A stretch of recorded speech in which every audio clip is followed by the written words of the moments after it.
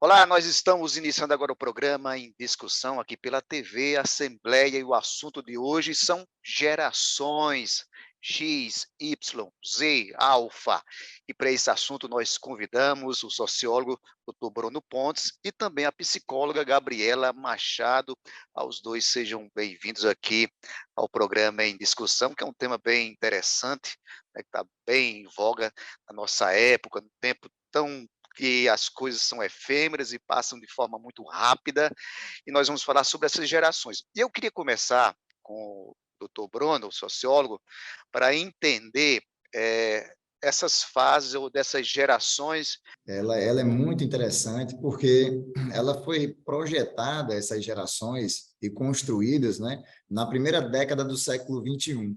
Né, por não haver uma exatidão com relação ao tempo e o surgimento das diferentes gerações, a gente sempre tem como considerar que a geração Z, que é essa que chegou agora, ela nasce no fim da década de 90, né, e que ela tem uma íntima relação com a tecnologia e com o meio digital, diferente das gerações anteriores, que foram, né, tão discutidas e tão conhecidas aí por todo mundo, passando ali desde a década de 60 para 70, quando começou ali os baby boomers, né, como foi falado aqui pelo Eri, e aí começou a tentar se fazer uma classificação baseada em cima de décadas, né, ou então ali de a cada 20 anos. Então, depois da Segunda Guerra Mundial, essa nova geração que passa por esse processo de mudança, com a construção da Organização das Nações Unidas, essa questão dos direitos fundamentais humanos, dos direitos humanos, aí vem a geração X, que normalmente é a geração aí de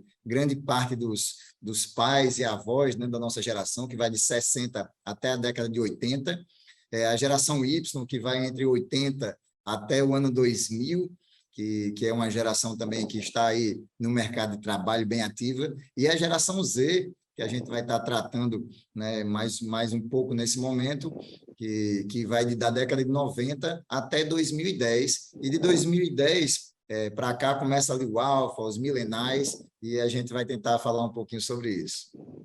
Muito bom.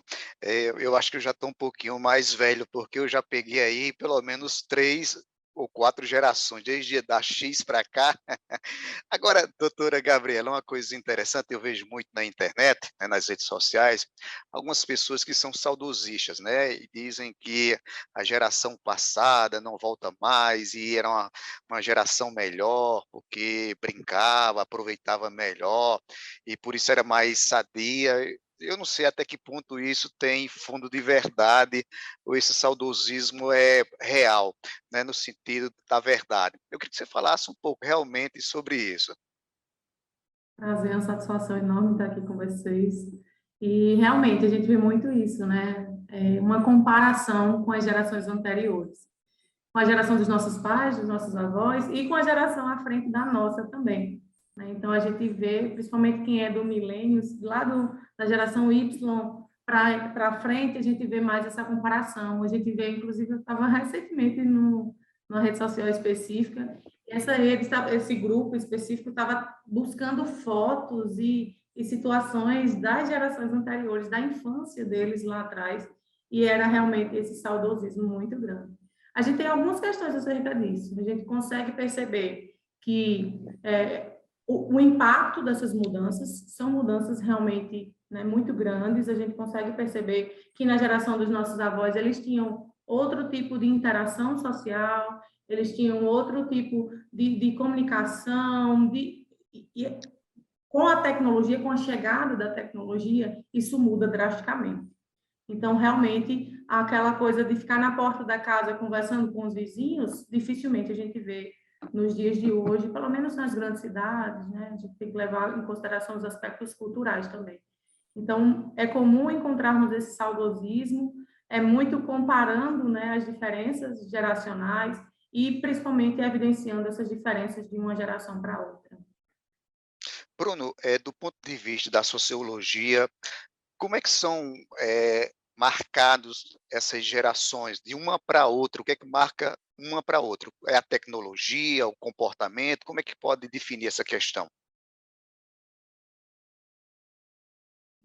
Excelente, Eri, a pergunta.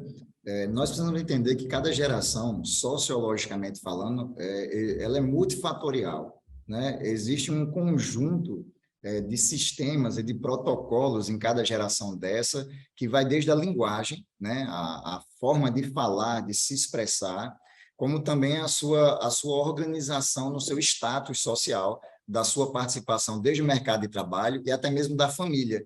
Então, essas interações, essas relações sociais, de acordo com cada período, muda. Uma das coisas marcantes é a comunicação.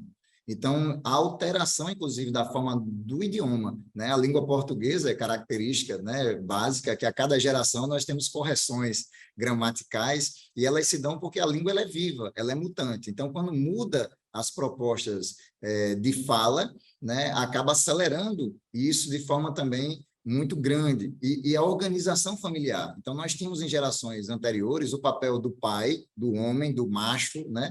Ali como responsável pela manutenção da casa, dos valores, e isso foi se invertendo durante o processo histórico. Nós temos mulheres hoje que são as verdadeiras, né, os sustentáculos da casa, tanto moral, ético, como também financeiro e religioso. E o que é que a gente entende disso? A internet foi o grande advento da marca dessas mudanças das gerações, já que a internet ela toma seu volume ali na década de 80, em 90 as redes sociais ali, e na década de 2000 para cá, isso alterou também o comportamento das pessoas com relação a isso. Então, a gente coloca a multifatorialidade como um dos elementos que marcam as diferenças entre as faixas etárias, até o tipo de comunicação, né? E a Eri falou aí de forma muito bacana, né? Passou por várias gerações, então ele se lembra aí que tinha antigamente, o que a gente entende por educação à distância, era feita por cartas, né? Antigamente. Aí depois de cartas, você tinha momentos que eram televisionados, né? Tem que botar uma TV satélite para receber. Depois eram pequenos vídeos em DVDs que você recebia em fita cassete. E hoje em dia você tem interação, né, ao vivo, online, e just in time, de repente até um holograma pode aparecer. Então, tudo é educação à distância, mas o modelo, a forma de interação mudou, então a sociedade também muda, as leis mudam, e isso tem que ser sempre bem pontuado. É verdade. Eu peguei ainda essa história das cartas, né, a correspondência, como estudante, escrevendo e recebendo correspondência. É uma coisa romântica que não volta mais, não é?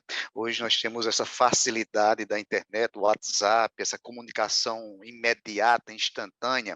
Agora, doutora Gabriela, há um problema, porque quem é da geração X, Y, vai ter uma grande dificuldade, o que não acontece com a geração alfa, né, nem a geração Z, que é esse domínio com a tecnologia.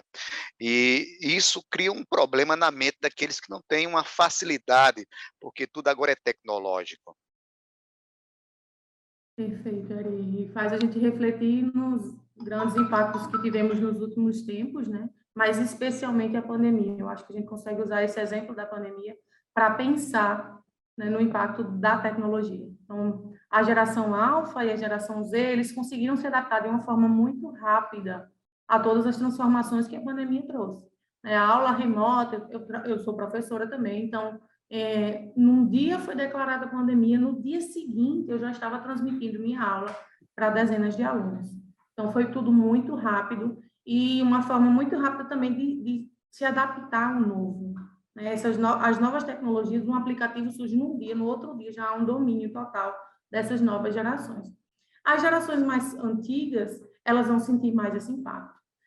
Creio eu que vocês passaram por essa etapa também de ter cursos de informática, por exemplo.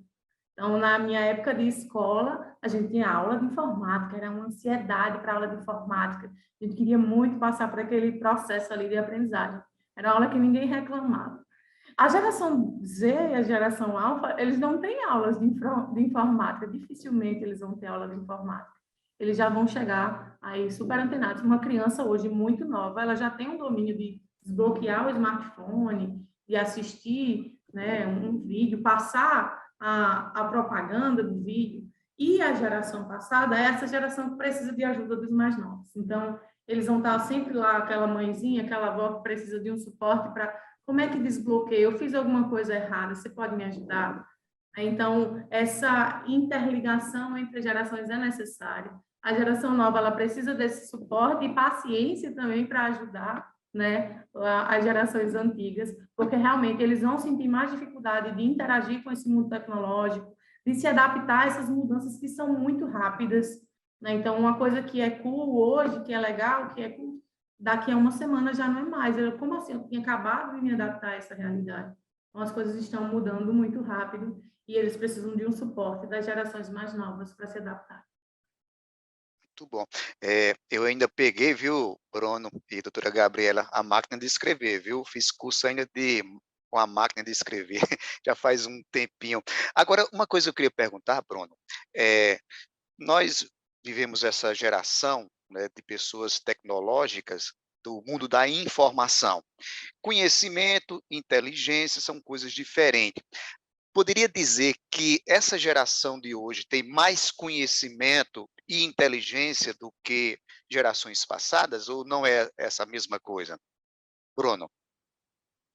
Dentro do ponto de vista, eu não vou falar exclusivamente acadêmico, né, mas as múltiplas inteligências, eu vou utilizar dessa forma assim, eu não poderia afirmar isso, Eri, porque a ideia de conhecimento ele tem a ver com aprofundamento científico, tem a ver também com experiência. Então, se a gente pega a racionalidade, que é o aprofundamento científico e acadêmico sobre um item, e eu pego a experiência, que tem a ver com vivência e com práticas, essa geração de hoje, ela não tem tanto conhecimento como as gerações anteriores. Em contrapartida, eu posso afirmar categoricamente que eles têm muito mais informações. Então, é uma geração extremamente bem informada, né? O New York Times, por exemplo, disse que em um jornal de um dia do New York Times de hoje em dia, você consegue ter mais informações do que um homem na Idade Média ou moderna teve a vida inteira. Então, quer dizer, um dia de jornal hoje, um dia de internet, lhe dá acesso a informações que gerações anteriores passariam a vida toda para ter. Então, eu brinco com alguns alunos, né, da graduação, principalmente da pós-graduação, é um oceano de conhecimento, quer dizer, um oceano de informação com um palmo de conhecimento.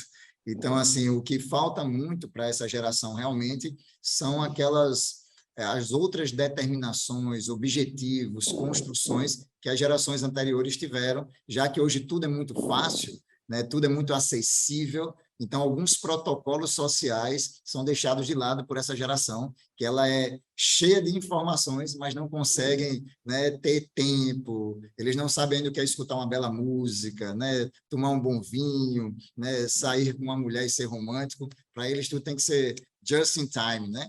Tem que ser rápido e rápido. Verdade. Nós vamos agora a um intervalo e voltamos daqui a pouco o programa em discussão. E você, não sai daí, a gente volta em instantes.